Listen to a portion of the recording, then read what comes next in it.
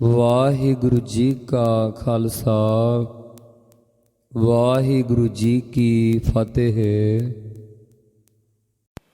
ਸੋ ਆਓ ਸਾਧ ਸੰਗਤ ਜੀ, ਗੌੜੀ ਥਿੱਤੀ ਦੀ ਸਮਾਪਤੀ ਤੋਂ ਬਾਅਦ ਚੱਲ ਰਹੀ ਲੜੀਵਾਰ ਵਿਚਾਰ ਸ੍ਰੀ ਗੁਰੂ ਗ੍ਰੰਥ ਸਾਹਿਬ ਮਹਾਰਾਜ ਜੀ ਦੇ ਪਾਵਨ ਅੰਗ 300 ਤੇ ਸਤਿਗੁਰੂ ਕਿਰਪਾ ਕਰ ਰਹੇ ਹਨ।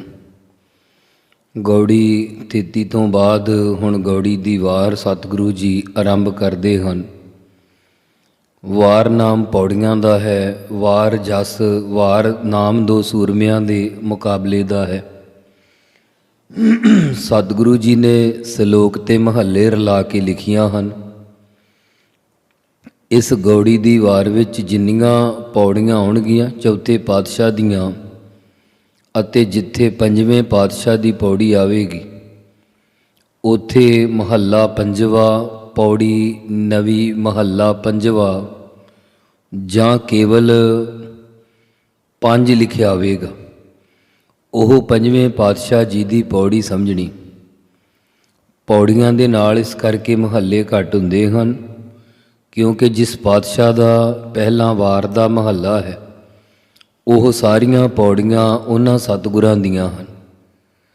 ਸੋ ਇਸ ਵਾਰ ਵਿੱਚ ਸਤਿਗੁਰਾਂ ਨੇ ਕਥਨ ਕੀਤਾ ਹੈ ਕਿ ਜੋ ਆਦਮੀ ਪਿਛਲੀ ਨਿੰਦਿਆ ਦਾ ਪਛਚਾਤਾਪ ਕਰੇ ਕਿ ਅੱਗੇ ਨੂੰ ਨਿੰਦਿਆ ਨਹੀਂ ਕਰਾਂਗਾ, ਮੇਰੇ ਪਾਪ ਬਖਸ਼ੇ ਜਾਣ, ਉਹ ਇਸ ਵਾਰ ਦੇ ਪਾਠ ਨੂੰ ਸਰਵਣ ਕਰੇ, ਅਰਥਾਂ ਨੂੰ ਸਰਵਣ ਕਰੇ ਅਤੇ ਅੱਗੇ ਵਾਸਤੇ ਨੇਮ ਕਰੇ ਕਿ ਕਿਸੇ ਦੀ ਨਿੰਦਿਆ ਨਹੀਂ ਕਰਾਂਗਾ, ਉਸ ਦੇ ਪਾਪ ਉਤਰ ਜਾਣਗੇ। ਇਹ ਵਾਰ ਗੁਰੂ ਪਾਤਸ਼ਾਹ ਜੀ ਨੇ ਨਿੰਦਕਾਂ ਦੇ ਪਾਪ ਉਤਾਰਨ ਵਾਸਤੇ ਉਚਾਰਨ ਕੀਤੀ ਹੈ। ਸੋ ਸਿੱਖਾਂ ਨੇ ਸਤਿਗੁਰੂ ਸ੍ਰੀ ਗੁਰੂ ਰਾਮਦਾਸ ਸਾਹਿਬ ਜੀ ਦੇ ਪਾਸ ਗੋਇੰਦਵਾਲ ਸਾਹਿਬ ਵਿੱਚ ਰਹਿੰਦਿਆਂ ਬੇਨਤੀ ਕੀਤੀ ਕਿ ਸਤਿਗੁਰੂ ਜੀ, ਸ੍ਰੀ ਗੁਰੂ ਅਮਰਦਾਸ ਸਾਹਿਬ ਜੀ ਦੇ ਨਾਲ ਮਰਵਾਹਿਆਂ ਨੇ ਬੜਾ ਵੈਰ ਕੀਤਾ, ਸਿੱਖਾਂ ਦੇ ਭਾਂਡੇ ਭੰਨ ਦਿਆ ਕਰਨ, ਬਿਆਸਾ 'ਚੋਂ ਪਾਣੀ ਨਾ ਭਰਨ ਦਿਆ ਕਰਨ, ਇੰਨਾ ਵੈਰ ਕਿਉਂ ਕਰਦੇ ਸਨ? ਉਹਨਾਂ ਦੇ ਵੈਰ ਦੇ ਬਦਲੇ ਸਤਿਗੁਰੂ ਜੀ ਕਿਸ ਪ੍ਰਕਾਰ ਵਰਤਦੇ ਹਨ, ਇਹ ਸੁਣ ਕੇ ਸ੍ਰੀ ਗੁਰੂ ਰਾਮਦਾਸ ਸਾਹਿਬ ਜੀ ਗੁਰੂ ਅਮਰਦਾਸ ਸਾਹਿਬ ਜੀ ਦਾ ਨਿਰਵੈਰ ਸੁਭਾਅ ਦੱਸਦੇ ਹੋਏ ਇਹ ਪਾਵਨ ਬਾਣੀ ਉਚਾਰਨ ਕਰਦੇ ਹਨ। ਗੌੜੀ ਕੀ ਵਾਰ ਮਹੱਲਾ ਚੌਥਾ। ਗੌੜੀ ਕੀ ਵਾਰ ਹੈ ਮਹੱਲਾ ਚੌਥਾ। ਚੌਥੇ ਸਰੂਪ ਧੰਨ ਗੁਰੂ ਰਾਮਦਾਸ ਮਹਾਰਾਜ ਜੀ ਕਿਰਪਾ ਕਰ ਰਹੇ ਹਨ। ਇੱਕ ਓੰਕਾਰ ਸਤਿਗੁਰ ਪ੍ਰਸਾਦ। ਇੱਕ ਜੋ ਅਦਵੈਤ ਰੂਪ ਪਰਮੇਸ਼ਰ ਹੈ, ਓੰਕਾਰ ਸਾਰਿਆਂ ਦਾ ਪ੍ਰਕਾਸ਼ਕ, ਜੋ ਸਤਿਗੁਰਾਂ ਦੀ ਪ੍ਰਸਾਦ ਕਿਰਪਾ ਕਰਕੇ ਪ੍ਰਾਪਤ ਹੁੰਦਾ ਹੈ। ਸ਼ਲੋਕ ਮਹੱਲਾ ਚੌਥਾ। ਸਤਿਗੁਰ ਪੁਰਖ ਦਇਆਲ ਹੈ, ਜਿਸਨੋ ਸਮਤ ਸਭ ਕੋਇ। ਹੇ ਭਾਈ, ਸਤਿਗੁਰੂ ਸਾਹਿਬ ਜੀ ਦਾ ਸਰੂਪ ਸ੍ਰੀ ਗੁਰੂ ਅਮਰਦਾਸ ਮਹਾਰਾਜ ਜੀ ਦਿਆਲੂ ਪੁਰਖ ਹਨ, ਜਿਸ ਨੂੰ ਕਹੀਏ, ਜਿਸ ਸਤਿਗੁਰਾਂ ਨੂੰ ਸਭ ਕੋਏ, ਸਾਰੇ ਕੋਈ ਹੀ ਸਮਤ ਕਹੀਏ ਸਮਾਨ ਹਨ, ਭਾਵ ਸਾਰੇ ਹੀ ਬਰਾਬਰ ਹਨ, ਕੋਈ ਵੈਰੀ ਨਹੀਂ। ਮਿੱਤਰ ਨਾਲ ਬਹੁਤਾ ਪਿਆਰ ਨਹੀਂ, ਵੈਰੀ ਨਾਲ ਵੈਰ ਨਹੀਂ। ਸੋ ਕਹਿਣ ਤੋਂ ਭਾਵ ਸਮਾਨ ਹਨ। ਸੋ ਇੱਥੇ ਇਸ ਸ਼ਬਦ ਨੂੰ ਸਮਤ ਨਹੀਂ ਪੜ੍ਹਨਾ, ਸਮਤ ਬੋਲਣਾ ਹੈ। ਭਾਵ ਇਸ ਦਾ ਭਾਵ ਹੈ ਸਮਤ, ਬਰਾਬਰਤਾ। ਏਕ ਦ੍ਰਿਸ਼ਟ ਕਰ ਦੇਖਦਾ, ਮਨ ਭਾਵਨੀ ਤੇ ਸਿੱਧ ਹੋਏ। ਗੁਰੂ ਸਾਹਿਬ ਜੀ ਤਾਂ ਇੱਕ ਬ੍ਰਹਮ ਦ੍ਰਿਸ਼ਟੀ ਕਰਕੇ ਹੀ ਸਾਰਿਆਂ ਨੂੰ ਵੇਖਦੇ ਹਨ, ਪਰ ਮਨ ਹਿਰਦੇ ਦੀ ਚੰਗੀ ਮੰਦੀ ਭਾਵਨੀ ਸ਼ਰਧਾ ਤੋਂ ਹੀ ਫਲ ਦੀ ਸਿੱਧ ਕੀਏ ਪ੍ਰਾਪਤੀ ਹੁੰਦੀ ਹੈ। ਈਰਖਾ ਵਾਲੀ ਭਾਵਨਾ ਅਨੁਸਾਰ ਉਹੋ ਜਿਹਾ ਫਲ ਮਿਲਦਾ ਤੇ ਸ਼ਰਧਾ ਵਾਲੀ ਭਾਵਨਾ ਅਨੁਸਾਰ ਗਿਆਨ ਰੂਪੀ ਫਲ ਦੀ ਪ੍ਰਾਪਤੀ ਹੁੰਦੀ। ਸਤਿਗੁਰ ਵਿੱਚ ਅੰਮ੍ਰਿਤ ਹੈ, ਹਰ ਉੱਤਮ ਹਰ ਪਦ ਸੋਏ। ਸਤਿਗੁਰੂ ਸਾਹਿਬ ਜੀ ਦੇ ਹਿਰਦੇ ਵਿੱਚ ਅੰਦਰ ਵਾਹਿਗੁਰੂ ਦਾ ਅੰਮ੍ਰਿਤ ਮ੍ਰਿਤੂ ਤੋਂ ਰਹਿਤ ਕਰਨ ਵਾਲਾ ਨਾਮ ਹੈ। ਉਸ ਹਰੀ ਨਾਮ ਕਰਕੇ ਹਰੀ ਵਾਹਿਗੁਰੂ ਦੀ ਉੱਤਮ ਸ੍ਰੇਸ਼ਟ ਪਦ ਪਦਵੀ ਪ੍ਰਾਪਤ ਹੁੰਦੀ ਹੈ। ਸਤਿਗੁਰਾਂ ਵਿੱਚ ਅੰਮ੍ਰਿਤ ਨਾਮ ਹੈ, ਸ਼ਰਧਾ ਰੂਪ ਅੰਮ੍ਰਿਤ ਹੈ ਤੇ ਅੰਮ੍ਰਿਤ ਗਿਆਨ ਹੈ। ਜਿਸ ਸਿੱਖ ਨੇ ਗੁਰੂ ਸਾਹਿਬ ਜੀ ਤੇ ਭਾਵਨਾ ਕੀਤੀ ਹੈ, ਉਸ ਨੂੰ ਹਰੀ ਵਾਹਿਗੁਰੂ ਜੋ ਸਾਰਿਆਂ ਤੋਂ ਉੱਤਮ ਸ੍ਰੇਸ਼ਟ ਹੈ, ਉਸ ਹਰੀ ਵਾਹਿਗੁਰੂ ਦੀ ਤੁਰਿਆ ਰੂਪ ਪਦ ਪਦਵੀ ਪ੍ਰਾਪਤ ਹੁੰਦੀ ਹੈ। ਨਾਨਕ ਕਿਰਪਾ ਤੇ ਹਰ ਧਿਆਈਐ, ਗੁਰਮੁਖ ਪਾਵੈ ਕੋਇ। ਸਤਿਗੁਰੂ ਸਾਹਿਬ ਜੀ ਕਥਨ ਕਰ ਰਹੇ ਹਨ ਕਿ ਗੁਰੂ ਸਾਹਿਬ ਜੀ ਦੀ ਕਿਰਪਾ ਤੋਂ ਹੀ ਵਾਹਿਗੁਰੂ ਹਰੀ ਜੀ ਦਾ ਨਾਮ ਧਿਆਇਆ ਜਾਂਦਾ, ਪਰ ਕੋਈ ਵਿਰਲਾ ਗੁਰਮੁਖ ਜਨ ਹੀ ਗੁਰ ਕਿਰਪਾ ਨੂੰ ਪਾਉਣਾ ਕਰਦਾ ਹੈ। ਮਹੱਲਾ ਚੌਥਾ। ਹਉਮੈ ਮਾਇਆ ਸਭ ਬਿਖ ਹੈ, ਨਿਤ ਜਗ ਟੋਟਾ ਸੰਸਾਰ। ਦੇਹ ਦੀ ਹੰਗਤਾ ਮਾਇਆ ਆਦ ਸਾਰਾ ਬਿਖ ਜ਼ਹਿਰ ਰੂਪ ਹੈ। ਮਾਇਆ ਦੀ ਹੰਗਤਾ ਸਭ ਸ਼ਬਦ ਸਪਰਸ਼ ਰੂਪ ਰਸ ਗੰਧ ਇਤਿਆਦ ਵਿਸ਼ਿਆਂ ਨੂੰ ਪੈਦਾ ਕਰਨ ਵਾਲੀ ਬਿਖ ਜ਼ਹਿਰ ਰੂਪ ਹੈ। ਇਸ ਕਰਕੇ ਸੰਸਾਰ ਜਗਤ ਵਿੱਚ ਜਗ ਕਹੀਏ ਜੀਵਾਂ ਨੂੰ ਨਿਤ ਨਿਦਾ ਪ੍ਰਤੀ ਹੀ ਟੋਟਾ ਘਾਟਾ ਪੈ ਰਿਹਾ ਹੈ। ਭਾਵ ਜੀਵ ਜੰਮਣ ਮਰਨ ਦੇ ਘਾਟੇ ਵਿੱਚ ਪਏ ਰਹਿੰਦੇ ਹਨ। ਲਾਹਾ ਹਰ ਧਨ ਖੱਟਿਆ, ਗੁਰਮੁਖ ਸ਼ਬਦ ਵਿਚਾਰ। ਜਿਨ੍ਹਾਂ ਗੁਰਮੁਖ ਜਨਾਂ ਨੇ ਗੁਰਾਂ ਦੇ ਸ਼ਬਦ ਉਪਦੇਸ਼ ਦੀ ਵਿਚਾਰ ਕੀਤੀ ਹੈ, ਉਹਨਾਂ ਨੇ ਗੁਰਾਂ ਦੇ ਪਾਸੋਂ ਹਰੀ ਵਾਹਿਗੁਰੂ ਦਾ ਨਾਮ ਰੂਪੀ ਧਨ ਤਨ ਮਨ ਧਨ ਦੇ ਕੇ ਖੱਟਿਆ ਹੈ। ਹਉਮੈ ਮੈਲ ਬਿਖ ਉਤਰੈ, ਹਰ ਅੰਮ੍ਰਿਤ ਹਰ ਉਰ ਧਾਰ। ਉਹਨਾਂ ਦੇ ਹਿਰਦੇ ਵਿੱਚ ਹਉਮੈ ਹੰਗਤਾ ਮਮਤਾ ਦੀ ਮੈਲ ਅਤੇ ਮਾਇਆ ਦੀ ਬਿਖ ਜ਼ਹਿਰ ਉਤਰੈ ਲੈ ਜਾਂਦੀ ਹੈ, ਕਿਉਂਕਿ ਉਹ ਸਾਰਿਆਂ ਨੂੰ ਹਰੇ ਭਰੇ ਕਰਨ ਵਾਲੇ ਹਰੀ ਪਰਮੇਸ਼ਰ ਦਾ ਅੰਮ੍ਰਿਤ ਨਾਮ ਹਿਰਦੇ ਵਿੱਚ ਧਾਰਨ ਭਾਵ ਵਸਾਉਣਾ ਕਰਦੇ ਹਨ। ਸਭ ਕਾਰਜ ਤਿਨ ਕੇ ਸਿੱਧ ਹੈ, ਜਿਨ ਗੁਰਮੁਖ ਕਿਰਪਾ ਧਾਰ। ਉਹਨਾਂ ਦੇ ਲੋਕ ਪਰਲੋਕ ਦੇ ਪਰਮਾਰਥ ਦੇ ਵਿਵਹਾਰਕ ਆਦ ਸਾਰੇ ਹੀ ਕੰਮ ਸਿੱਧ ਪੂਰਨ ਹੋਏ ਹਨ, ਜਿਨ੍ਹਾਂ ਤੇ ਗੁਰਮੁਖ ਮੁਖੀ ਗੁਰਾਂ ਨੇ ਕਿਰਪਾ ਧਾਰਨਾ ਕੀਤੀ ਹੈ। ਨਾਨਕ ਜੋ ਧੁਰ ਮਿਲੇ ਸੇ ਮਿਲ ਰਹੇ, ਹਰ ਮੇਲੇ ਸਿਰਜਣਹਾਰ। ਸਤਿਗੁਰੂ ਜੀ ਕਥਨ ਕਰਦੇ ਹਨ ਕਿ ਜਿਹੜੇ ਧੁਰ ਆਦਿ ਤੋਂ ਭਾਵ ਜਨਮ ਤੋਂ ਗੁਰਾਂ ਨਾਲ ਨਿਸ਼ਕਾਮ ਕਰਮਾਂ ਕਰਕੇ ਮਿਲੇ ਹਨ, ਸੇ ਕਹੀਏ ਉਹ ਹੀ ਨਾਮ ਨਾਲ ਮਿਲ ਰਹੇ ਆ। ਹਰੀ ਵਾਹਿਗੁਰੂ ਸਿਰਜਣਹਾਰ ਰਚਨਹਾਰ ਨੇ ਉਹਨਾਂ ਨੂੰ ਆਪਣੇ ਸਰੂਪ ਦੇ ਨਾਲ ਮਿਲਾਉਣਾ ਕੀਤਾ ਹੈ। ਪੌੜੀ। ਤੂੰ ਸੱਚਾ ਸਾਹਿਬ ਸੱਚ ਹੈ, ਸੱਚ ਸੱਚਾ ਗੋਸਾਈ।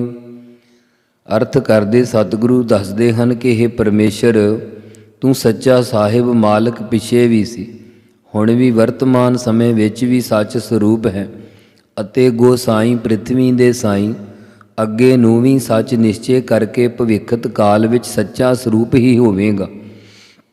ਫਿਰ ਅਰਥ ਕਰਦੇ ਆ ਜਦੋਂ ਜਗਤ ਰਚਿਆ ਨਹੀਂ ਸੀ ਉਦੋਂ ਵੀ ਤੂੰ ਸੱਚਾ ਸਾਹਿਬ ਸੀ, ਹੁਣ ਵੀ ਸੱਚ ਸਰੂਪ ਰੂਪ ਹੈ, ਅਤੇ ਜਦੋਂ ਜਗਤ ਦੀ ਪਰਲੋ ਕਰ ਲਵੇਂਗਾ ਉਦੋਂ ਵੀ ਨਿਸ਼ਚੇ ਕੀਤਾ ਹੈ ਕਿ ਗੁਸਾਈ ਪ੍ਰਿਥਵੀ ਦੇ ਸਾਈ ਮਾਲਕ ਤੂੰ ਹੀ ਸੱਚਾ ਹੋਵੇਂਗਾ।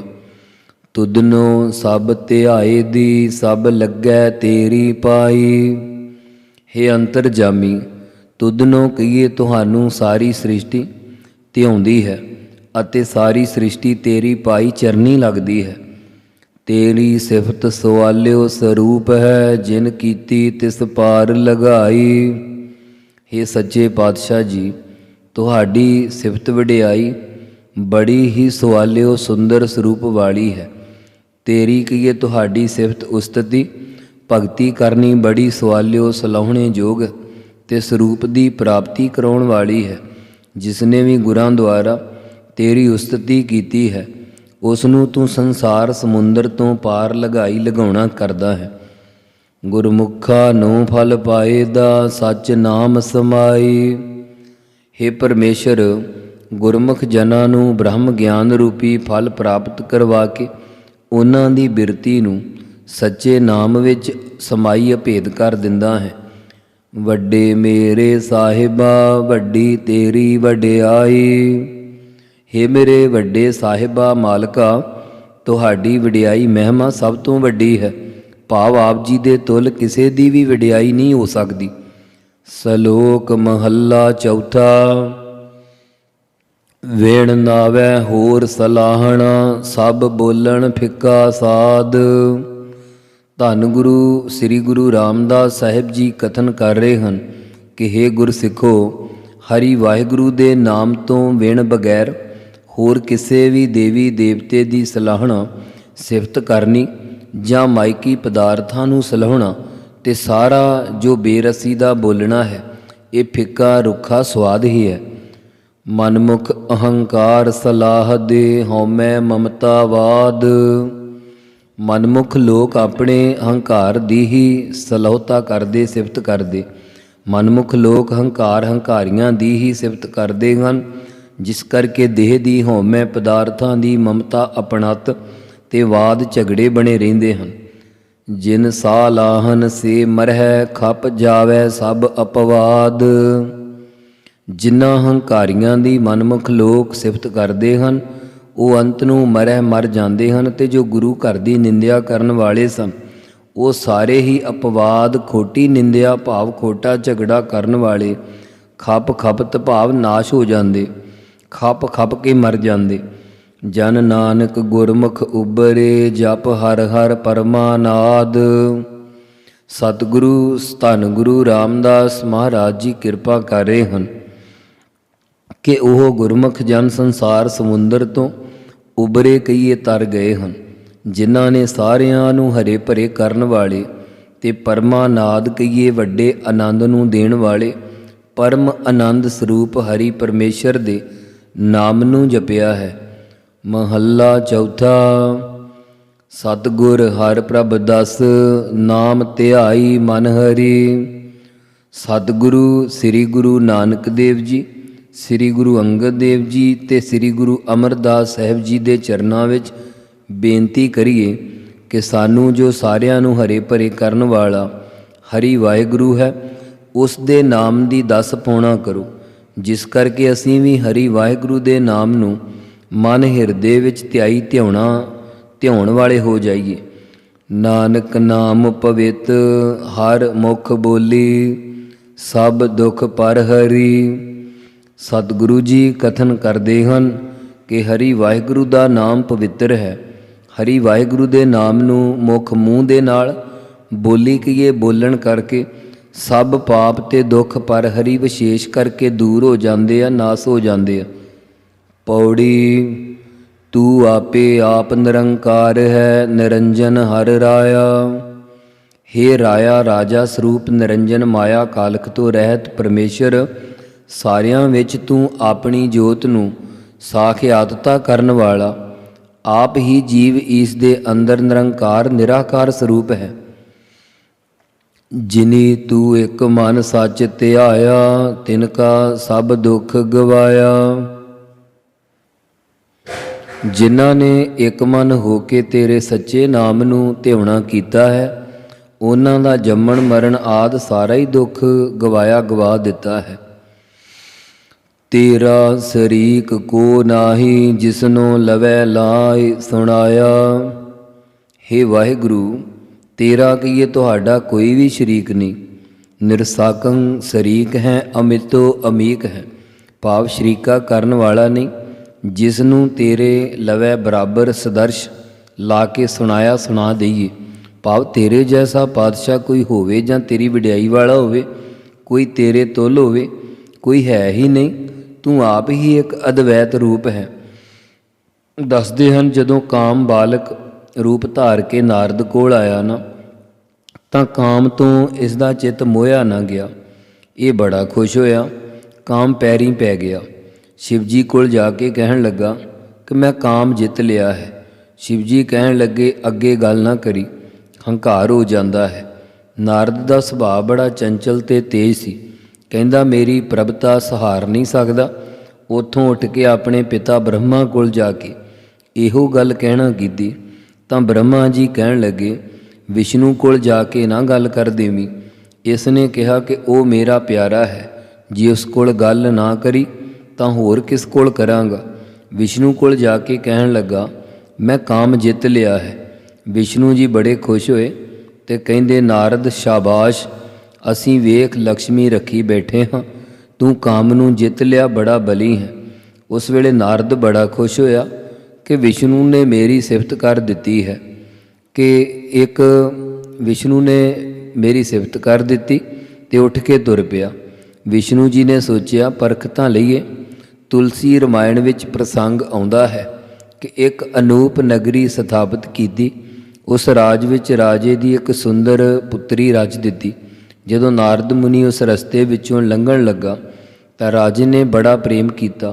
ਪ੍ਰੇਮ ਸਹਿਤ ਸਿੰਘਾਸਣ 'ਤੇ ਬਿਠਾਇਆ, ਚਰਨ ਧੋਤੇ, ਚਰਨਾਮ੍ਰਿਤ ਲਿਆ। ਪਿਆਰ ਕਰਕੇ ਰਿਖੀ ਨਾਰਦ ਬੜਾ ਖੁਸ਼ ਹੋਇਆ। ਨਾਰਦ ਨੂੰ ਰਾਜੇ ਨੇ ਆਪਣੀ ਸੁੰਦਰ ਲੜਕੀ ਦਾ ਆ ਕੇ ਹੱਥ ਵਿਖਾਇਆ ਤੇ ਕਹਿਣ ਲੱਗੇ ਕਿ ਇਸ ਦੇ ਕਰਮਾਂ ਵਿੱਚ ਕਿਹੋ ਜਿਹਾ ਪਤੀ ਹੋਵੇਗਾ। ਜਦੋਂ ਨਾਰਦ ਮੁਨੀ ਨੇ ਰੂਪ ਵੇਖਿਆ, ਮੋਹਿਆ ਗਿਆ। ਜਤ ਸਤ ਦਾ ਚਿੱਤ 'ਚੋਂ ਖਿਆਲ ਹੀ ਭੁੱਲ ਗਿਆ। ਕਹਿਣ ਲੱਗਾ ਕਿ ਇਸ ਦੇ ਕਰਮ ਤਾਂ ਮੱਧਮ ਜਿਹੇ ਹੀ ਹਨ। ਦਿਲ ਵਿੱਚ ਖਿਆਲ ਆਇਆ ਕਿ ਮੈਂ ਇਸ ਨੂੰ ਵਰ ਲਵਾਂ। ਇਸ ਖਿਆਲ ਦੇ ਸਹਿਤ ਵਿਸ਼ਨੂੰ ਭਗਵਾਨ ਕੋਲ ਗਿਆ ਤੇ ਕਹਿਣ ਲੱਗਾ, ਹੇ ਹਰੀ, ਮੈਨੂੰ ਆਪਣਾ ਰੂਪ ਦੇਣਾ ਕਰ। ਵਿਸ਼ਨੂੰ ਨੇ ਆਪਣੇ ਵਰਗਾ ਨੀਲੇ ਬੱਦਲ ਦੀ ਘਟਾ ਵਾਂਗੂ ਸੋਹਣਾ ਸਰੂਪ ਬਣਾ ਦਿੱਤਾ, ਪਰ ਮੂੰਹ ਬਾਂਦਰ ਦਾ ਲਾ ਦਿੱਤਾ। ਜਦੋਂ ਨਾਰਦ ਮੁਨੀ ਸ਼ਿਵ ਜੀ ਦੇ ਗਣਾਂ ਵਿੱਚ ਆਇਆ ਤਾਂ ਸਾਰੇ ਹੱਸ ਪਏ ਤੇ ਕਹਿੰਦੇ, ਚੱਲਿਆ ਹੈ ਰਾਜੇ ਦੀ ਪੁੱਤਰੀ ਨੂੰ ਵਰਨ, ਆਪਣਾ ਮੂੰਹ ਤਾਂ ਵੇਖ ਲੈਣਾ ਕਰ। ਜਦੋਂ ਨਾਰਦ ਨੇ ਪਾਣੀ ਵਿੱਚ ਮੂੰਹ ਵੇਖਿਆ ਤਾਂ ਕਹਿੰਦਾ ਕਿ ਤੁਸੀਂ ਰਾਖਸ਼ ਬਣੋ। ਉਹਨਾਂ ਨੂੰ ਸਰਾਪ ਦੇ ਦਿੱਤਾ। ਫਿਰ ਵਿਸ਼ਨੂੰ ਕੋਲ ਆਇਆ, ਕਹਿੰਦਾ ਕਿ ਤੇਰੇ ਕੋਲ ਲక్ష్ਮੀ ਸੀ ਤੇ ਦੂਸਰੀ ਰਾਜਪੁੱਤਰੀ ਵਰਨ ਚੱਲਿਆ ਹੈ, ਇਹ ਮੈਨੂੰ ਨਹੀਂ ਦਿੱਤੀ, ਜਾਂ ਤੇਰੀ ਬਾਂਦਰ ਹੀ ਮਦਦ ਕਰਨਗੇ। ਤੂੰ ਇਸ ਤਰ੍ਹਾਂ ਪਿੱਛੇ ਰੋਂਦਾ ਫਿਰੇਂਗਾ। ਸੀਤਾ ਗੁਆਚਣ ਵਾਲਾ ਸਰਾਪ ਰਾਮਚੰਦਰ ਜੀ ਨੂੰ ਨਾਰਦ ਮੁਨੀ ਨੇ ਦਿੱਤਾ ਸੀ। ਇਸ ਪ੍ਰਕਾਰ ਦੁਨੀਆ ਦੇ ਅਵਤਾਰਾਂ ਤੇ ਪੈਗੰਬਰਾਂ ਦੇ ਤਾਂ ਸ਼ਰੀਕ ਹਨ, ਪਰ ਸੱਚੇ ਸਤਿਗੁਰੂ ਹਰੀ ਸਰੂਪ ਦਾ ਕੋਈ ਸ਼ਰੀਕ ਨਹੀਂ ਹੈ। ਤੁਧ ਜੇ ਵੱਡ ਦਾਤਾ ਤੂੰ ਹੈ ਨਿਰੰਜਨਾ, ਤੂੰ ਹੈ ਸੱਚ ਮੇਰੈ ਮਨ ਭਾਇਆ। ਹੇ ਨਿਰੰਜਨਾ, ਮਾਇਆ ਕਾਲਖ ਤੋਂ ਰਹਿਤ ਸ਼ੁੱਧ ਸਰੂਪ ਪਰਮੇਸ਼ਰ, ਤੁਹਾਡੇ ਜਿੱਡਾ ਵੱਡਾ ਦਾਤਾ ਕੇਵਲ ਤੂੰ ਆਪ ਹੀ ਹੈ। ਇਸ ਕਰਕੇ ਹੇ ਸੱਚ ਸੱਚੇ ਪਰਮੇਸ਼ਰ, ਤੂੰ ਹੀ ਮੇਰੇ ਮਨ ਹਿਰਦੇ ਨੂੰ ਭਾਇਆ ਚੰਗਾ ਲੱਗਿਆ ਹੈ। ਸੱਚੇ ਮੇਰੇ ਸਾਹਿਬਾ, ਸੱਚੇ ਸੱਚ ਨਾਇਆ। ਹੇ ਮੇਰੇ ਸੱਚੇ ਸਾਹਿਬਾ ਮਾਲਕ ਅਕਾਲ ਪੁਰਖ, ਸੱਚ ਨਿਸ਼ਚੇ ਕਰਕੇ ਤੁਹਾਡਾ ਨਾਇਆ ਨਾਮ ਹੀ ਸੱਚਾ ਹੈ। ਜਿਹੜੇ ਤੇਰੇ ਨਾਮ ਨੂੰ ਜਪਦੇ ਹਨ ਉਹ ਵੀ ਸੱਚੇ ਹੀ ਹੋ ਜਾਂਦੇ ਹਨ। ਸ਼ਲੋਕ ਮਹੱਲਾ ਚੌਥਾ। ਮਨ ਅੰਤਰ ਹਉਮੈ ਰੋਗ ਹੈ, ਭਰਮ ਭੂਲੇ ਮਨ ਮੁਖ ਦੁਰਜਨਾ। ਜਿਨ੍ਹਾਂ ਦੇ ਮਨ ਹਿਰਦੇ ਅੰਦਰ ਹਉਮੈ ਹੰਗਤਾ ਰੂਪੀ ਰੋਗ ਹੈ, ਉਹ ਮਨਮੁਖ ਦੁਰਜਨਾ ਖੋਟੇ ਪੁਰਸ਼ 5 ਪ੍ਰਕਾਰ ਦੇ ਭਰਮ ਵਿੱਚ ਭੁੱਲੇ ਫਿਰਦੇ ਹਨ। ਨਾਨਕ ਰੋਗ ਗਵਾਏ ਮਿਲ ਸਤਿਗੁਰ ਸਾਧੂ ਸੱਜਣਾ। ਸਤਿਗੁਰੂ ਜੀ ਕਥਨ ਕਰਦੇ ਹਨ ਕਿ ਸਾਧੂ ਸ੍ਰੇਸ਼ਟ ਸੱਜਣਾ ਸੱਜਣ ਸਤਿਗੁਰਾਂ ਨਾਲ ਮਿਲਾਪ ਕਰਕੇ ਹੰਗਤਾ ਮਮਤਾ ਦੇ ਰੋਗ ਨੂੰ ਗਵਾਉਣਾ ਕਰ। ਮਹੱਲਾ ਚੌਥਾ। ਮਨ ਤਨ ਰਤਾ ਰੰਗ ਸਿਓ, ਗੁਰਮੁਖ ਹਰ ਗੁਣ ਤਾਸ। ਸੋ ਆਪ ਜੀ ਦੀ ਜਾਣਕਾਰੀ ਲਈ ਇੱਕ ਜ਼ਰੂਰੀ ਬੇਨਤੀ ਜੋ ਨੋਟ ਵਿੱਚ ਆਪ ਜੀ ਨੇ ਕਰ ਲੈਣਾ। ਇਹ ਜਿਹੜਾ ਸ਼ਲੋਕ ਅਸੀਂ ਪਿੱਛੇ ਪੜ੍ਹਿਆ, ਨਾਨਕ ਰੋਗ ਗਵਾਏ ਮਿਲ ਸਤਿਗੁਰ ਸਾਧੂ ਸੱਜਣਾ, ਇਹ ਸ਼ਲੋਕ ਕੁਝ ਪਦਾਂ ਦੇ ਅੰਤਰੇ ਨਾਲ ਸ੍ਰੀ ਗੁਰੂ ਗ੍ਰੰਥ ਸਾਹਿਬ ਜੀ ਵਿੱਚ ਇੱਕ ਕਾਨੜੇ ਦੀ ਵਾਰ ਅੰਗ 1317 ਤੇ ਦੂਸਰਾ ਵਾਰਾਂ ਤੇ ਵਧੀਕ ਅੰਗ 1424 ਵਿੱਚ ਵੀ ਅੰਕਿਤ ਹੈ। ਮਹੱਲਾ ਚੌਥਾ। ਮਨ ਤਨ ਰਤਾ ਰੰਗ ਸਿਓ, ਗੁਰਮੁਖ ਹਰ ਗੁਣ ਤਾਸ। ਜਿਨ੍ਹਾਂ ਦਾ ਮਨ ਹਿਰਦਾ ਤਨ ਸਰੀਰ ਵਾਹਿਗੁਰੂ ਦੇ ਪ੍ਰੇਮ ਨਾਲ ਰੱਤਾ ਰੰਗਿਆ ਭਾਵ ਤਦਾਕਾਰ ਹੋਇਆ ਹੈ, ਉਹ ਗੁਰਮੁਖ ਹਰੀ ਵਾਹਿਗੁਰੂ ਦੇ ਗੁਣ ਤਾਸ ਕਈਏ ਗੁਣਾਂ ਦੇ ਖਜ਼ਾਨੇ ਬਣੇ ਹਨ। ਉਹ ਹਰੀ ਦੇ ਗੁਣਾਂ ਦੇ ਪਾਤਰ ਅਧਿਕਾਰੀ ਬਣੇ ਹਨ। ਜਨ ਨਾਨਕ ਹਰ ਸਰਣਾਗਤੀ, ਹਰ ਮੇਲੇ ਗੁਰ ਸਾਬਾਸ। ਸਤਿਗੁਰੂ ਜੀ ਕਥਨ ਕਰਦੇ ਹਨ ਕਿ ਜੋ ਗੁਰਮੁਖ ਜਨ ਹਰੀ ਅਕਾਲ ਪੁਰਖ ਵਾਹਿਗੁਰੂ ਦੀ ਸ਼ਰਣਾਗਤੀ ਓਟ ਵਿੱਚ ਆਏ ਹਨ, ਉਹਨਾਂ ਨੂੰ ਗੁਰੂ ਸਾਹਿਬ ਜੀ ਨੇ ਹਰੀ ਵਾਹਿਗੁਰੂ ਦੇ ਨਾਲ ਮੇਲ ਦਿੱਤਾ ਹੈ। ਉਹ ਸਾਬਾਸ ਧੰਤਾ ਯੋਗ ਹਨ। ਹਰੀ ਵਾਹਿਗੁਰੂ ਦੇ ਨਾਲ ਮੇਲਣੇ ਵਾਲੇ ਸੱਚੇ ਸਤਿਗੁਰੂ ਜੀ ਹਨ। ਸੱਚੇ ਸਤਿਗੁਰਾਂ ਦਾ ਸਾਬਾਸ ਧੰਨਵਾਦ ਹੈ। ਪੌੜੀ ਤੂੰ ਕਰਤਾ ਪੁਰਖ ਅਗੰਮ ਹੈ, ਕਿਸ ਨਾਲ ਤੂੰ ਵੜੀਐ। ਹੇ ਸੱਚੇ ਪਾਤਸ਼ਾਹ, ਤੂੰ ਹੀ ਸਾਰੇ ਜਗਤ ਦਾ ਕਰਤਾ ਭਾਵ ਰਚਣ ਵਾਲਾ ਹੈ। ਸਾਰਿਆਂ ਥਾਵਾਂ ਵਿੱਚ ਪੁਰਖ ਪੂਰਨ ਹੈ। ਅਗੰਮ ਗਮਤਾ ਤੋਂ ਰਹਿਤ ਹੈ। ਤੈਨੂੰ ਕਿਹਦੇ ਨਾਲ ਵੜੀਐ ਵਡਿਆਈਏ, ਤੂੰ ਸਭ ਤੋਂ ਵੱਡਾ ਹੈ। ਤੁਧ ਜੇ ਵੱਡ ਹੋਏ ਸੋ ਆਖੀਐ, ਤੁਧ ਜਿਹਾ ਤੂੰ ਹੈ ਪੜੀਐ। ਤੁਧ ਜਿਹਾ ਤੂੰ ਹੈ ਪੜੀਐ। ਜੇ ਤੁਧ ਕਹੀਏ ਤੁਹਾਡੇ ਜਿੱਡਾ ਵੱਡਾ ਹੋਰ ਕੋਈ ਹੋਵੇ ਤਾਂ ਉਸ ਨੂੰ ਦ੍ਰਿਸ਼ਟਾਂਤ ਜਾਂ ਪ੍ਰਮਾਣ ਦੇ ਕੇ ਕਹਿ ਦਈਏ ਤੇਰੇ ਜਿੱਡਾ ਵਰਗਾ ਤੂੰ ਹੀ ਵੇਦਾਂ ਸ਼ਾਸਤਰਾਂ ਵਿੱਚ ਪੜ੍ਹੀਐ ਪੜ੍ਹੀਦਾ ਹੈ। ਕੇਵਲ ਤੂੰ ਹੀ ਪੜ੍ਹੀਐ ਕਥਨ ਕੀਤਾ ਜਾ ਸਕਦਾ ਹੈ। ਜੈਸਾ ਤੂੰ ਤੈਸਾ ਤੂੰ ਹੀ ਕਿਆ ਉਪਮਾ ਦੀਜੈ। ਤੂੰ ਘਟ ਘਟ ਇੱਕ ਵਰਤਦਾ ਗੁਰਮੁਖ ਪਰਗੜੀਐ। ਹੇ ਪਰਮੇਸ਼ਰ, ਸਾਰੀਆਂ ਘਟਾਂ ਘਟਾਂ ਵਿੱਚ ਇੱਕ ਤੂੰ ਹੀ ਵਰਤ ਰਿਹਾ ਹੈ ਅਤੇ ਗੁਰਮੁਖਾਂ ਦੇ ਹਿਰਦੇ ਅੰਦਰ ਵੀ ਤੂੰ ਆਪ ਹੀ ਪ੍ਰਗੜੀਐ ਪ੍ਰਗਟ ਹੁੰਦਾ ਹੈ। ਤੂੰ ਸੱਚਾ ਸਬਸ ਦਾ ਖਸਮ ਹੈ। ਤੂੰ ਸੱਚਾ ਸਬਸ ਦਾ ਖਸਮ ਹੈ। ਸਭ ਦੂ ਤੂੰ ਚੜੀਐ। ਹੇ ਪਰਮੇਸ਼ਰ, ਤੂੰ ਸੱਚਾ ਤ੍ਰਿਕਾਲ ਆਵਾਦ ਰੂਪ ਸਾਰਿਆਂ ਦਾ ਖਸਮ ਮਾਲਕ ਹੈ ਅਤੇ ਤੂੰ ਸਾਰਿਆਂ ਬ੍ਰਹਮਾ ਵਿਸ਼ਨੂੰ ਸ਼ਿਵਜੀ ਪੀਰ ਪੈਗੰਬਰ ਅਵਤਾਰਾਂ ਆਦਿ ਤੋਂ ਚੜੀਐ ਕਿ ਚੜ੍ਹਦੀ ਕਲਾ ਵਾਲਾ ਹੈ, ਭਾਵ ਸਾਰਿਆਂ ਤੋਂ ਸ੍ਰੇਸ਼ਟ ਹੈ। ਤੂੰ ਕਰਹਿ ਸੋ ਸੱਚੇ ਹੋਏ ਸੀ ਤਾ ਕਾਇਤ ਕੜੀਐ। ਹੇ ਸੱਚੇ ਪਾਤਸ਼ਾਹ, ਜੋ ਕੁਝ ਤੂੰ ਆਪ ਕਰਦਾ ਹੈ ਪਿੱਛੇ ਹੁੰਦਾ ਸੀ ਹੁਣ ਹੋ ਰਿਹਾ ਹੈ ਤੇ ਉਹ ਹੀ ਸੱਚੇ ਪਾਤਸ਼ਾਹ ਅੱਗੇ ਨੂੰ ਹੋਏ ਸੀ ਹੋਵੇਗਾ, ਤਾਂ ਫਿਰ ਕਾਇਤ ਕਿਸ ਵਾਸਤੇ ਕੜੀਐ ਝੂਰਨਾ ਹੈ। ਸਲੋਕ ਮਹੱਲਾ ਚੌਥਾ। ਮੈਂ ਮਨ ਤਨ ਪ੍ਰੇਮ ਪਿਰਮ ਕਾ ਅਠੇ ਪਹਿਰ ਲਗਨ। ਮੇਰੇ ਮਨ ਹਿਰਦੇ ਵਿੱਚ ਤਨ ਸਰੀਰ ਵਿੱਚ ਪਿਰਮ ਪਰਮ ਪਰਮੇਸ਼ਰ ਦਾ ਪ੍ਰੇਮ ਅਠੇ ਪੈਰ ਹੀ ਲਗਨ ਕੀਏ ਲੱਗ ਰਿਹਾ। ਤੇਰੇ ਦਰਸ਼ਨਾਂ ਦੀ ਲਗਨ ਲੱਗੀ ਰਹਿੰਦੀ ਹੈ। ਜਨ ਨਾਨਕ ਕਿਰਪਾ ਧਾਰ ਪ੍ਰਭ, ਸਤਿਗੁਰ ਸੁਖ ਵਸਨ। ਸਤਿਗੁਰੂ ਜੀ ਕਥਨ ਕਰਦੇ ਹਨ ਕਿ ਹੇ ਪ੍ਰਭ ਹਰੀ ਵਾਹਿਗੁਰੂ ਜੀ, ਕਿਰਪਾ ਦਇਆ ਦ੍ਰਿਸ਼ਟੀ ਧਾਰਨ ਕਰੋ। ਸਤਿਗੁਰਾਂ ਨਾਲ ਮਿਲ ਕੇ ਤੇਰੇ ਸੁਖ ਸਰੂਪ ਵਿੱਚ ਵਸਨ ਕਹੀਏ ਵਸਣਾ ਕਰੀਏ। ਮਹੱਲਾ ਚੌਥਾ। ਜਿਨੇ ਅੰਦਰ ਪ੍ਰੀਤ ਪਿਰਮ ਕੀ, ਜਿਉ ਬੋਲਨ ਤਿਵੈ ਸੋ ਹਨ। ਜਿਨ੍ਹਾਂ ਦੇ ਅੰਦਰ ਹਿਰਦੇ ਵਿੱਚ ਪਿਰਮ ਅਕਾਲ ਪੁਰਖ ਪਰਮੇਸ਼ਰ ਦੀ ਪ੍ਰੀਤੀ ਲੱਗੀ ਹੋਈ ਆ, ਉਹ ਜਿਵੇਂ ਸੁਤੇ ਸਿੱਧ ਬੋਲਣ ਬੋਲਦੇ ਹਨ ਉਵੇਂ ਸੁਹਨ ਸ਼ੋਭਨੀਕ ਹੁੰਦੇ ਆ, ਭਾਵ ਸਜਦੇ ਹਨ। ਜੈਸਾ ਕਿ ਜੇ ਬਾਹਰੋਂ ਭੁੱਲ ਚੁੱਕ ਬੋਲਦੇ ਭੀ ਖਰੇ ਹਰ ਭਾਣੇ। ਸੋ ਜਿਸ ਪ੍ਰਕਾਰ ਸ੍ਰੀ ਅਨੰਦਪੁਰ ਸਾਹਿਬ ਕਲਗੀਧਰ ਪਾਤਸ਼ਾਹ ਜੀ ਦੇ ਪਾਸ ਇੱਕ ਮਾਈ ਨੇ ਆਪਣੇ 4 ਪੁੱਤਰ ਸਤਿਗੁਰਾਂ ਦੇ ਚਰਨਾਂ ਵਿੱਚ ਭੇਟਾ ਕੀਤੇ ਸਨ। 5ਵਾਂ ਪੁੱਤਰ ਲੈ ਕੇ ਕਲਗੀਧਰ ਪਾਤਸ਼ਾਹ ਜੀ ਦੇ ਪਾਸ ਆ ਕੇ ਕਹਿਣ ਲੱਗੀ ਕਿ ਇਹ ਵੀ ਮੇਰਾ ਪੁੱਤਰ ਸ਼ਹੀਦ ਹੋ ਜਾਵੇ। ਆਪ ਜੀ ਦੇ ਚਰਨਾਂ ਵਿੱਚ ਇਸ ਨੂੰ ਅਰਪਣ ਕਰ ਆਈ ਹਾਂ। ਸ਼ਹੀਦੀ ਪਾਵੇ ਤਾਂ ਮੈਂ ਆਪਣੀ ਕੁੱਖ ਸਫਲੀ ਸਮਝਾਂਗੀ। ਕਲਗੀਧਰ ਪਾਤਸ਼ਾਹ ਜੀ ਕਹਿਣ ਲੱਗੇ, ਮਾਤਾ ਗੁਰੂ ਘਰ ਨਾਲ ਬੜਾ ਪਿਆਰ ਹੈ। ਤਾਂ ਮਾਤਾ ਦੇ ਮੂੰਹੋਂ ਨਿਕਲਿਆ, ਤੁਸੀਂ ਦੀਨ ਮੈਂ ਦੀਨ ਦਿਆਲ। ਮੈਂ ਪਤਤ ਪਾਵਨ ਤੇ ਤੁਸੀਂ ਪਤਤ, ਇਹ ਲਫ਼ਜ਼ ਕਹੇ। ਗੁਰੂ ਸਾਹਿਬ ਜੀ ਹੱਸ ਪਏ। ਭਾਈ ਦਇਆ ਸਿੰਘ ਜੀ ਕੋਲ ਖੜੇ ਮਾਈ ਨੂੰ ਕਹਿਣ ਲੱਗੇ, ਇਉਂ ਨਾ ਕਹੋ, ਤੁਸੀਂ ਕਹੋ ਮਹਾਰਾਜ ਮੈਂ ਪਤਤ ਹਾਂ, ਤੁਸੀਂ ਪਤਤ ਪਾਵਨ ਹੋ। ਮੈਂ ਦੀਨ ਤੇ ਤੁਸੀਂ ਦੀਨ ਦਿਆਲ ਹੋ। ਕਲਗੀਧਰ ਜੀ ਕਹਿਣ ਲੱਗੇ, ਭਾਈ ਦਇਆ ਸਿੰਘ ਅੰਦਰੋਂ ਮਾਈ ਇਸ ਤਰ੍ਹਾਂ ਹੀ ਕਹਿ ਰਹੀ ਆ, ਇਸ ਨੂੰ ਅਰਥ ਦਾ ਪਤਾ ਨਹੀਂ, ਇਸ ਕਰਕੇ ਇਹ ਜੋ ਕਹਿ ਰਹੀ ਹੈ ਅਸੀਂ ਠੀਕ ਹੀ ਸਮਝ ਲਿਆ ਹੈ। ਇਹ ਦੀਨ ਦਿਆਲ ਹੀ ਸਾਨੂੰ ਦੱਸ ਰਹੀ ਆ, ਪਤਤ ਪਾਵਨ ਹੀ ਸਾਨੂੰ ਦੱਸ ਰਹੀ ਆ। ਭਾਈ ਦਇਆ ਸਿੰਘ ਜੀ ਨੇ ਸੁਣ ਕੇ ਸਮਝ ਕੀਤੀ ਕਿ ਮਾਤਾ ਦੇ ਪ੍ਰੇਮ ਨੂੰ ਗੁਰੂ ਸਾਹਿਬ ਜੀ ਨੇ ਪਰਖਿਆ ਹੈ। ਸੋ ਇਸੇ ਪ੍ਰਕਾਰ ਹੀ ਇੱਕ ਭਗਤ ਸੀ ਨਾ, ਉਹ ਪ੍ਰੇਮ ਨਾਲ ਭਗਤੀ ਕਰਦਾ ਸੀ। ਉਸ ਦਾ ਨਾਮ ਟਿੱਡਾ ਭਗਤ ਸੀ ਤੇ ਇੱਕ ਹੋਰ ਨੇਜਾ ਭਗਤ ਸੀ। ਨੇਜੇ ਭਗਤ ਨੂੰ ਉਸ ਟਿੱਡੇ ਭਗਤ ਨੇ ਉਪਦੇਸ਼ ਦਿੱਤਾ, ਅਖੇ ਓਮ ਦਾ ਜਾਪ ਕਰਿਆ ਕਰ। ਉਸ ਨੂੰ ਓਮ ਦਾ ਜਾਪ ਭੁੱਲ ਗਿਆ। ਉਸ ਦੇ ਥਾਂ ਆੜ ਬੰਦ ਨਾਮ ਚੇਤੇ ਕਰ ਲਿਆ। ਆੜ ਬੰਦ ਜਦੋਂ ਜਪਣ ਲੱਗਾ, ਭਗਵਾਨ ਵਿਸ਼ਨੂੰ ਬੈਠੇ ਹੱਸ ਪਏ। ਲਕਸ਼ਮੀ ਕਹਿਣ ਲੱਗੀ, ਹੱਸੇ ਕਿਉਂ ਹੋ? ਭਗਵਾਨ ਜੀ ਕਹਿਣ ਲੱਗੇ, ਮੇਰੇ ਭਗਤ ਨੇ ਮੇਰਾ ਨਵਾਂ ਹੀ ਨਾਂ ਪ੍ਰਗਟ ਕਰ ਦਿੱਤਾ। ਲਕਸ਼ਮੀ ਕਹਿਣ ਲੱਗੀ, ਮੈਨੂੰ ਦਰਸ਼ਨ ਕਰਵਾਓ। ਕਹਿੰਦੇ, ਚੰਗਾ, ਤੈਨੂੰ ਲੈ ਚੱਲਦੇ ਹਾਂ। ਆ ਕੇ ਨੀਵੇਂ ਢੱਠੇ ਜੇ ਖੂਹ 'ਤੇ ਬੈਠ ਗਏ। ਨੇਜਾ ਭਗਤ ਅੱਕਿਆ ਹੋਇਆ ਆੜ ਬੰਦ ਕਰੀ ਜਾਂਦਾ ਸੀ। ਲਕਸ਼ਮੀ ਕਹਿਣ ਲੱਗੀ, ਕਿਸ ਦਾ ਜਾਪ ਕਰਦਾ ਹੈ?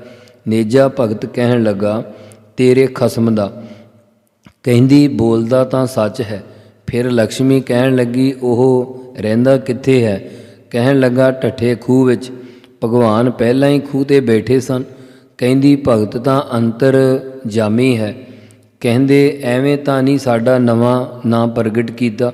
ਇਸ ਪ੍ਰਕਾਰ ਆੜ ਅੜੀ ਨੂੰ ਜੋ ਬੰਦ ਕਰਨ ਵਾਲਾ ਪਰਮੇਸ਼ਰ ਹੈ, ਅੜੀਆਂ ਤੋੜ ਕੇ ਨਿਮਰਤਾ ਦੁਆਰਾ ਲੱਜਾ ਰੱਖਣ ਵਾਲਾ ਜੋ ਪਰਮੇਸ਼ਰ ਹੈ, ਇਉਂ ਜਿਵੇਂ ਭਗਤ ਜਨ ਪ੍ਰੇਮ ਦੇ ਨਾਲ ਉਚਾਰਦੇ ਹਨ, ਉਸੇ ਤਰ੍ਹਾਂ ਸੌਂਦੇ ਹਨ। ਇਸੇ ਪ੍ਰਕਾਰ ਇੱਕ ਰਾਮਾਨੰਦ ਜੀ ਦਾ ਸੇਵਕ ਸੀ। ਜਦੋਂ ਰਾਮਾਨੰਦ ਸੋਚਾਚਾਰ ਚੱਲੇ, ਰਾਮਾਨੰਦ ਜਦੋਂ ਚੇਲਿਆਂ ਤੋਂ ਰਹਿਤ ਹੋ ਕੇ ਗੜਵੀ ਤੇ ਤੂੰਬੀ ਲੈ ਕੇ ਚੱਲੇ, ਤਾਂ ਇੱਕ ਚੇਲਾ ਕਹਿਣ ਲੱਗਾ, ਜੀ ਮੈਨੂੰ ਉਪਦੇਸ਼ ਦਿਓ। ਕਹਿੰਦੇ, ਭੱਜ ਜਾ, ਤੂੰਬਾ ਮਾਰਾਂਗੇ, ਭੱਜ ਜਾ, ਲੋਟਾ ਮਾਰਾਂਗੇ। ਚੇਲਾ ਕਹਿਣ ਲੱਗਾ, ਇਹ ਤਾਂ ਮੈਨੂੰ ਉਪਦੇਸ਼ ਦੇ ਦਿੱਤਾ। ਜਿਉਂ ਲੱਗਾ ਜਾਪ ਕਰਨ, ਪਰਮੇਸ਼ਰ ਦੀ ਸਾਖਿਆਤਤਾ ਹੋ ਗਈ। ਦੂਸਰੇ ਚੇਲੇ ਰੁੱਸ ਗਏ। ਕਹਿੰਦੇ, ਇਸ ਨੂੰ ਕਿਹੜਾ ਜਾਪ ਦਿੱਤਾ ਹੈ? ਰਾਮਾਨੰਦ ਜੀ ਕਹਿੰਦੇ, ਆਪ ਜੀ ਪੁੱਛ ਲਓ ਕਿ ਮੈਂ ਕੀ ਮੰਤਰ ਦਿੱਤਾ। ਪੁੱਛਣ ਲੱਗੇ ਕਿ ਤੈਨੂੰ ਰਾਮਾਨੰਦ ਜੀ ਨੇ ਕੀ ਮੰਤਰ ਦਿੱਤਾ? ਕਹਿੰਦਾ, ਭੱਜ ਜਾ, ਤੂੰਬਾ ਮਾਰਾਂਗੇ, ਭੱਜ ਜਾ, ਲੋਟਾ ਮਾਰਾਂਗੇ। ਕਹਿੰਦਾ, ਇਹ ਕਹਿਆ ਦੇਹ ਅਭਿਮਾਨ ਵੱਲੋਂ ਭੱਜ ਜਾ। ਜੇ ਦੇਹ ਅਭਿਮਾਨ ਵਿੱਚ ਲੁੱਟਿਆ ਗਿਆ ਤਾਂ ਮਾਰਿਆ ਜਾਵੇਗਾ। ਇਹ ਅਰਥ ਕਹਿੰਦੇ ਮੈਨੂੰ ਦੱਸਿਆ ਹੈ। ਇਸੇ ਪ੍ਰਕਾਰ ਜਿਵੇਂ ਭਗਤ ਪ੍ਰੇਮ ਵਿੱਚ ਬੋਲਦੇ ਆ ਮਾਰੇ, ਕਹਿੰਦੇ ਉਹ ਉਸੇ ਤਰ੍ਹਾਂ ਹੀ ਸ਼ੋਭਨੀਕ ਹੁੰਦੇ ਆ। ਨਾਨਕ ਹਰ ਆਪੇ ਜਾਣਦਾ, ਜਿਨ ਲਾਈ ਪ੍ਰੀਤ ਪਿਰੰਨ। ਸਤਿਗੁਰੂ ਸਾਹਿਬ ਜੀ ਕਥਨ ਕਰਦੇ ਹਨ, ਕਿਉਂਕਿ ਜਿਸ ਪ੍ਰਾਨ ਪਿਆਰੇ ਹਰੀ ਨੇ ਉਹਨਾਂ ਦੇ ਅੰਦਰ ਆਪਣੀ ਪ੍ਰੀਤੀ ਲਾਉਣਾ ਕੀਤੀ ਹੈ, ਉਹ ਪਰਮੇਸ਼ਰ ਆਪ ਹੀ ਉਹਨਾਂ ਦੇ ਪ੍ਰੇਮ ਨੂੰ ਜਾਣਨਾ ਕਰਦਾ ਹੈ। ਪੌੜੀ, ਤੂੰ ਕਰਤਾ ਆਪ ਅਭੁੱਲ ਹੈ, ਭੁੱਲਣ ਵਿੱਚ ਨਾਹੀ। ਹੇ ਕਰਤਾ ਪੁਰਖ, ਤੂੰ ਆਪ ਅਭੁੱਲ, ਭੁੱਲਣ ਤੋਂ ਰਹਿਤ ਹੈ, ਭੁੱਲਣ ਵਿੱਚ ਨਹੀਂ ਆਉਣ ਵਾਲਾ। ਹੇ ਸੱਚੇ ਪਾਤਸ਼ਾਹ, ਤੂੰ ਕਦੇ ਨਹੀਂ ਭੁੱਲਦਾ। ਤੂੰ ਕਰਹਿ ਸੋ ਸੱਚੇ ਭਲਾ ਹੈ, ਗੁਰ ਸ਼ਬਦ ਬੁਝਾਹੀ। ਹੇ ਸੱਚੇ ਪਰਮੇਸ਼ਰ ਜੀ, ਜੋ ਤੂੰ ਕਰਦਾ ਹੈ ਉਹ ਭਲਾ ਚੰਗਾ ਹੀ ਹੁੰਦਾ ਹੈ। ਇਹ ਗੁਰਾਂ ਨੇ ਸ਼ਬਦ ਉਪਦੇਸ਼ ਦੁਆਰਾ ਗੱਲ ਬੁਝਾਹੀ ਕਹੀਏ, ਸਮਝਾਉਣਾ ਕੀਤੀ ਹੈ, ਬੁਝਾ ਦਿੱਤੀ ਹੈ। ਤੂੰ ਕਰਨ ਕਾਰਨ ਸਮਰੱਥ ਹੈ, ਦੂਜਾ ਕੋ ਨਾਹੀ। ਹੇ ਪਰਮੇਸ਼ਰ, ਤੂੰ ਸਾਰਿਆਂ ਕਾਰਜਾਂ ਦੇ ਕਰਨ ਨੂੰ ਸਮਰੱਥ ਹੈ। ਤੇਰੇ ਜੈਸਾ ਦੂਸਰਾ ਹੋਰ ਕੋਈ ਨਹੀਂ। ਤੂੰ ਹੀ ਸਰਬ ਕਲਾ ਸਮਰੱਥ ਹੈ। ਤੂੰ ਸਾਹਿਬ ਅਗਮ ਦਇਆਲ ਹੈ, ਸਭ ਤੁਧ ਧਿਆਹੀ।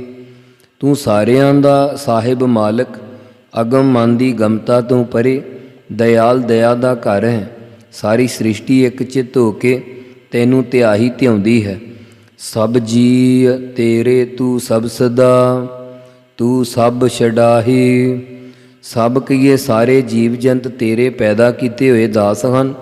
ਤੂੰ ਹੀ ਸਭ ਸਾਰਿਆਂ ਦਾ ਮਾਲਕ ਹੈ ਅਤੇ ਤੂੰ ਹੀ ਸਭ ਭਗਤਾਂ ਨੂੰ ਬੰਧਨਾਂ ਤੋਂ ਮੁਕਤ ਭਾਵ ਛਡਾਹੀ, ਛਡਾਉਣ ਵਾਲਾ ਹੈ। ਵਾਹਿਗੁਰੂ, ਵਾਹਿਗੁਰੂ, ਵਾਹਿਗੁਰੂ, ਵਾਹਿਗੁਰੂ, ਵਾਹਿਗੁਰੂ, ਵਾਹਿਗੁਰੂ, ਵਾਹਿਗੁਰੂ, ਵਾਹਿਗੁਰੂ, ਵਾਹਿਗੁਰੂ, ਵਾਹਿਗੁਰੂ, ਵਾਹਿਗੁਰੂ, ਵਾਹਿਗੁਰੂ, ਵਾਹਿਗੁਰੂ, ਵਾਹਿਗੁਰੂ,